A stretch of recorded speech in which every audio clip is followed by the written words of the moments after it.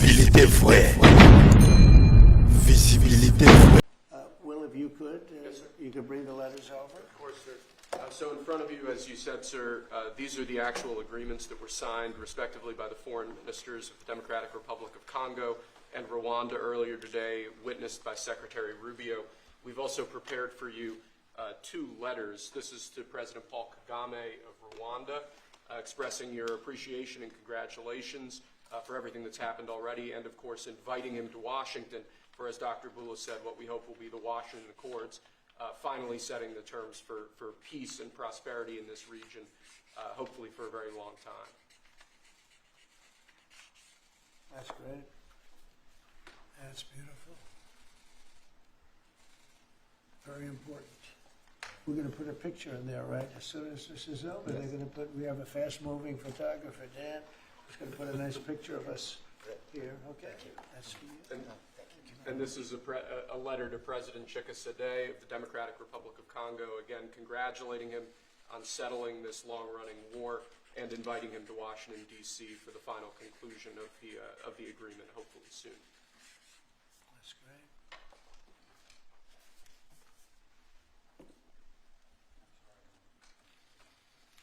Nice, right? That's great. You take that pen, and you take that pen. Thank you very much. So I'd like to ask JD to say a few words, our great Vice President, and then Marco, and go ahead. Great. Well, first, let me welcome the foreign ministers of Rwanda and Congo. It's great to have you in the Oval Office. And second, let me say congratulations to the President, Secretary Rubio, and the entire team. I think for the people of these two countries, they should know that the United States is committed to the pathway of peace. But to my fellow Americans, this is really a celebratory moment. This is a big moment for our country because under the President's leadership, we've taken what was 30 years of killing and war, the worst war in terms of death count since World War II, and now we're on a pathway to peace. And so if I think about what I know about these two countries, for 30 years, pretty much the entire time that I can remember these two countries being in the news, much of the story has been about them fighting one another, about them killing one another, and now we can look forward to a future where my children will look at this moment as the beginning of a new story, a story of prosperity and of peace. So thanks to the President, congratulations to the entire team, and to my fellow Americans, we should all be really proud because it's amazing what active presidential leadership can accomplish when it's geared towards peace and prosperity, and that's what we have in the Oval Office right now. So great job, sir. Thank you very much, JD and Marco, and then we're going to ask the two principals to speak. Yes, sir. Mr. President, first of all, thank you. When I first came on this job a few months ago, you made it very clear that the priority of this administration under your leadership is going to be the pursuit of peace. And from day one, whether it's been in Ukraine and Russia, whether it's been Pakistan, India, whether it's been Iran and Israel, and in the continent of Africa, your priority's been on peace. And today we see this come to fruition. It's sad. Wars get a lot more attention than peace. But peace is harder than war, a lot harder. And I want to congratulate both of the leaders here and their respective presidents for choosing the harder path, which is often peace, than the easier path, which sometimes is war, as costly and as bloody as it may be. And I echo the Vice President's statements, and that is that Americans should be very proud that the #1 voice for peace in the world today is our president, your president. And so thank you, President Trump. And I want to, again, recognize Dr. Boulos and the work he's put into this from day one. He's really put a lot of time and effort, and as our friends from the respective countries can share with us. And last point, I do want to thank, you've done this already, but the African Union, Togo, and Qatar, who have been extraordinary partners and whose help we're going to need to continue to receive in order to bring all this to fruition. So congratulations to both of you. Thank you, Mr. President. Thank you. Great job you've done. Do you want to start? Either way. Would you like to start? Ladies first, maybe. Okay. Thank you so much. Thank you very much. Thank you so much, Mr. President, for having us here. I think I can summarize my contribution in 3 main points. First of all, thank you and congratulations indeed for the and of shared bilateral relationships that go well beyond the challenges that we've shared together and that can at least or finally focus on the potential and of the wealth that we can share. So again, our heartfelt gratitude to you on my behalf, but more importantly, on behalf of the people of the Democratic Republic of Congo. Thank you so much. Beautifully spoken, and I look forward to seeing your leader. They will, highly respected person, as you know, Indeed. highly respected all over the world, but in Africa in particular. So sometime in July, we'll do something, big ceremony. We look forward to it. Thank you so very much. Please. Thank you very much, Mr. President. This is indeed a historical day because it's the signing of a peace agreement between Congo and Rwanda to end a conflict that has been going on for 30 years. And there has been many mediation, facilitation in the past, but none of them succeeded. And we believe that it's because of your leadership and your steadfast commitment to this process, with also a new approach of economic integration, regional economic integration, which is important to allow Rwanda and DRC working together, because this is a very rich region with cross-border trade, with minerals, with natural wealth. So with the U.S. Standing side by side with Rwanda and DRC, we believe that we will achieve a long-time peace. And we also believe that, as my colleague from DRC stated, it's important for the United States to stay committed, because today we signed, but now we need to implement what we have signed in order to open this new era you were talking about of prosperity, so that we can reap the economic dividend of peace. So for this economic integration framework to be implemented, it's important for the U.S. to accompany the parties to implement what we have signed, because in the past we have signed so many agreements that were not implemented. And we are really, we believe that with your leadership, with the involvement of the United States administration, we will reach that goal. So thank you very much, Mr. President. Well, this will happen, definitely. I can reach over. Do you want to just press them over to me? Let me have them. And I just wanted to give you each. These are your signed agreements. And we'll make sure that you follow through. We'll make sure you follow through. Yeah. We'll make sure that you follow through. Okay, that's for you. And we have one other thing that we're going to give, that we give to special people only. It's a coin. Thank you. And I hope you do that. I'm going to give you a second one for your leader. Oh, thank you very much. These are serious coins. You don't want to lose them. You'll be very. I think that your reporter from Africa should get one. What do you think? Is she allowed? I think yes. Are the reporters okay with it? Brian, yes? Darling, that's for you. Okay. You did a fantastic job. Thank you, And I heard you do a great job in covering everything. Thank you. And Mr. President, we actually have the pictures that you took earlier Oh, with let the me foreign see that. ministers here already. Thank you so much, Mr. President. Thank you. Let me see that. They're in this folder right here, sir. Okay, this one? Yes, sir. Oh, they look better than me. I don't like it. I don't like it. That's beautiful. That's very good. We have a good photographer. Beautiful. That's great. You better, I'll tell you, you better do the job here. We're going to come down. It's beautiful. Thank you very much. So we'll put them in. That's for you. I can do that. That's for you.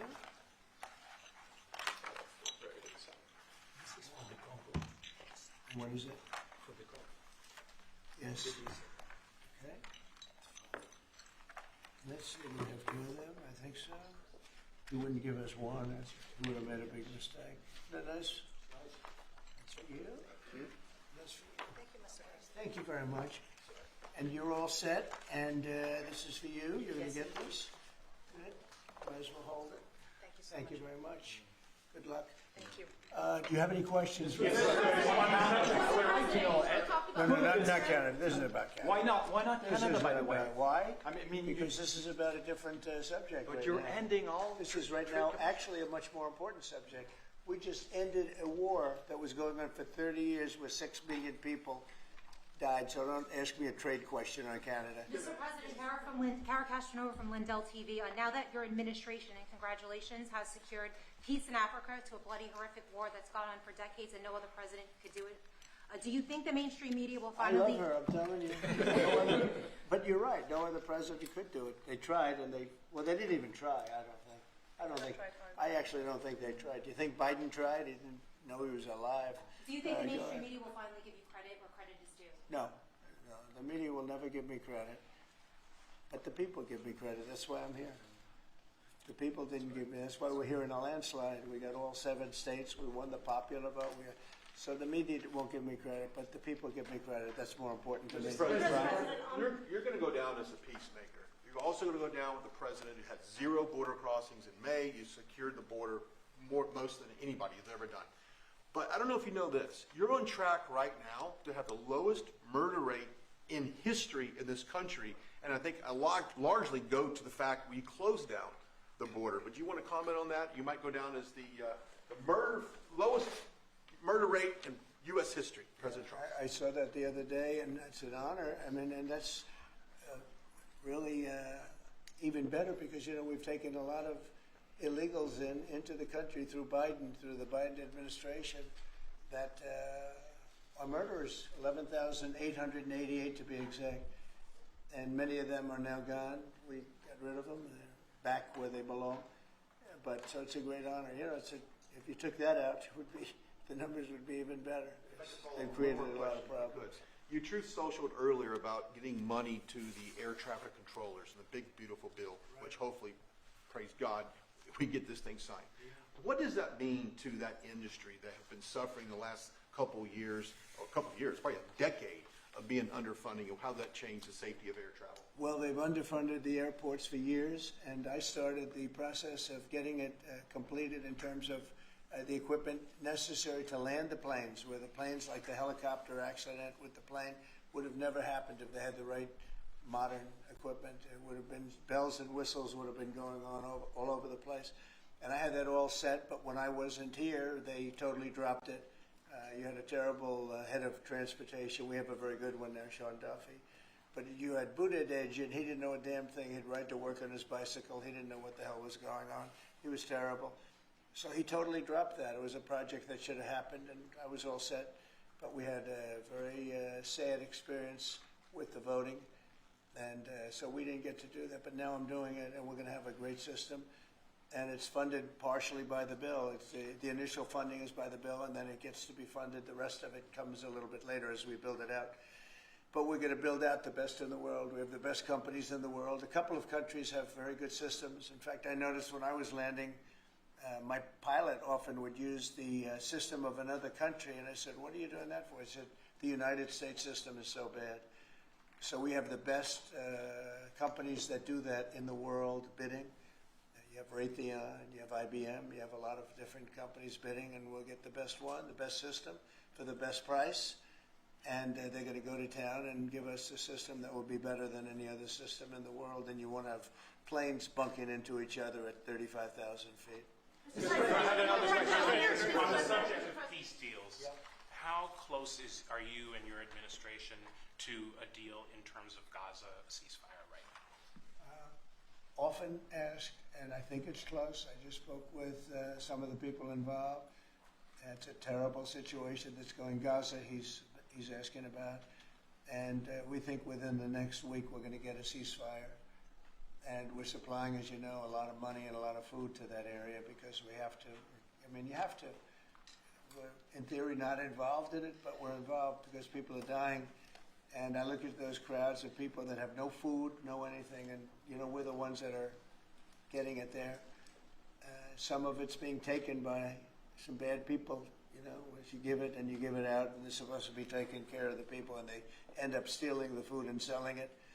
But we have a pretty good system now. But so we're helping with that. You see the lines of people that just get one meal essentially, but. It's too bad other countries aren't helping out. Nobody's helping out. We're doing that because I think we have to on a humanitarian basis. Like this, we didn't have to get involved in Africa, but we did because we thought it was. I mean, I've been reading, like J.D. said, he's, you know, from much of his life, he's been just seeing this about this brutal war, and it actually got a lot of publicity because of the level of brutality. Right? It was nobody's ever seen anything like it, and. To be involved in that, I mean, I consider this the most important of my conferences today. We just had a great Supreme Court victory today, and everybody would say that was big, but, you know, we're talking about saving thousands and probably millions of lives here. more important than anything. So it's great, but we're working on Gaza, trying to get it taken care of. And again, you know, a lot of food has been sent there. And other countries throughout the world should be helping also. And on another conflict that I know you've been working on, sir, is it true that you have reached out with a letter to North Korea's Kim Jong-un? Well, if there is a conflict, I get along with him very, very well, and we'll get the conflict solved with North Korea. I've had a good relationship with Kim Jong-un, and I've gotten along with him really great, so we'll see what happens. But somebody's saying there's a potential conflict. I think we'll work it out if there is. It wouldn't involve us, but again, we're very far away from a lot of these places that we're solving problems with. But I enjoy doing it, I like doing it, and it's the right thing to do, and we have an ability to get it done, so we're solving things that we didn't have a lot to do. Serbia, Kosovo, I told you, we solved a potential disaster. I can tell you that some of the countries that you're not going to hear about, but some countries that were ready to go to war with their neighbor are not going to go to war with their neighbor, and that's a great thing. We have a number of them. But I'm very happy about India and Pakistan because they actually have nuclear weapons. You know, when you talk about Iran, they were trying to get it, but India has nuclear weapons, Pakistan has nuclear weapons, high-level nuclear weapons both, and getting that solved was really great. We did it through trade, so it was a great thing. Mr. President, when it comes to nuclear weapons, Mr. President, are you concerned that the Iranians may have some enriched uranium at Pickaxe Mountain? The last thing they're thinking about right now is enriched uranium. They're not thinking about it. What they want to do is they want to get back to life, and they do want to meet me, and we'll do that quickly. We're going to do it quickly. We'll have a They said meeting this morning soon. that they don't want to meet with the U.S. Were they telling you something different in private? They may say that to you. Don't you think they want to meet me? Don't you think we have sanctions on there that they can't do anything? Wouldn't you think that they want to meet me? I mean, they're not stupid people, but they went through a lot, and they suffered, and so did Israel. Israel suffered greatly. It was a nasty 12 days, and yeah, we'll see what happens. Are you considering sending Patriot missiles to Ukraine? Have you made up your mind about that yet? Which is a vicious genocidal movement, and the lifting of Rwandan defensive measures. So this was already signed last year in November, so we will implement it. This concept of operation to do both things, to neutralize this movement, which has been destabilizing Rwanda for many years, and to lift our defensive measures.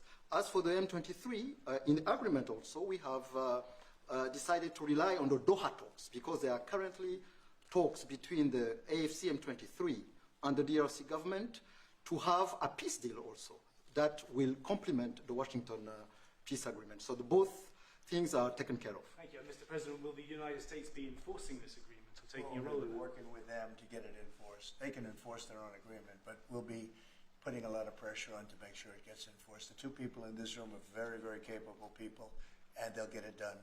I think they'll get it done. They love their. One thing I learned very quickly is how much you love your country, and you want to get it done. And they know it has to get done, otherwise bad things happen. But I think we're well beyond that. Other presidents should have done what I'm doing right now. They never did it. I don't think they ever tried. I don't think it's like they couldn't do it. I don't think they ever tried. And if they did, they wouldn't be able to do it anyway. On the Mr. President, President, if I, yes. yes, thank you. Mr. President, can you share with us what can happen if one of the parts violate this peace agreement? Because we don't want war to come back to DRC. I'd rather not say. I would just say that there are big penalties if they violate, and they're not going to. I don't think they will violate. I think they, but we have very severe penalties, financial and otherwise. Okay. Mr. President, we can circle back to your Truth Social post on Canada specifically. Why are you deciding to end trade talks with Canada, and what rate are you looking to set? So Canada put a charge on some of our companies, and Canada's been a very difficult country to deal with over the years. You know, we hear Canada, we have a great relationship with the people of Canada, but it's been very difficult, and they put a charge, and they were a little bit early, we found out about it, so, and we have all the cards.